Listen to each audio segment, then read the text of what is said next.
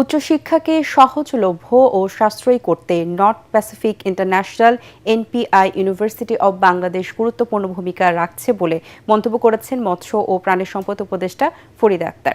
তিনি বলেন, অসচ্ছল পরিবারের মেধাবী শিক্ষার্থীদের জন্য অল্প খরচে মানসম্মত শিক্ষা, কর্মমুখী মানব সম্পদ তৈরি ও প্রান্তিক জনগোষ্ঠীর দোরগোড়ায় শিক্ষা পৌঁছে দিতে বিশ্ববিদ্যালয়টি নিরলসভাবে কাজ করে যাচ্ছে। আজ রাজধানীর ওসমানী স্মৃতি মিলনায়তনে এনপিআই ইউনিভার্সিটির প্রথম সমাবর্তন অনুষ্ঠানে তিনি এসব কথা বলেন। এতে অন্যান্যের মধ্যে উপস্থিত ছিলেন সিআরপির প্রতিষ্ঠাতা ও প্রধান সমন্বয়ক ভ্যালেরি অ্যান টেইলর ও এনপিআই ইউনিভার্সিটির উপাচার্য অধ্যাপক ডক্টর মোহাম্মদ ফরহাদ হোসেন। সমাবর্তনে মোট 459 জনকে আনুষ্ঠানিকভাবে ডিগ্রি প্রদান করা হয়।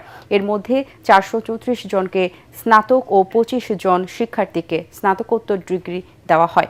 এছাড়াও শিক্ষা জীবনে অনন্য কৃতিত্বের জন্য 18 জনের 4 জনকে চ্যান্সেলর অ্যাওয়ার্ড, 7 জনকে ভাইস চ্যান্সেলর অ্যাওয়ার্ড, 6 জনকে ডিনস অ্যাওয়ার্ড এবং 1 জনকে beauty chairman academic excellent award দেওয়া হয়।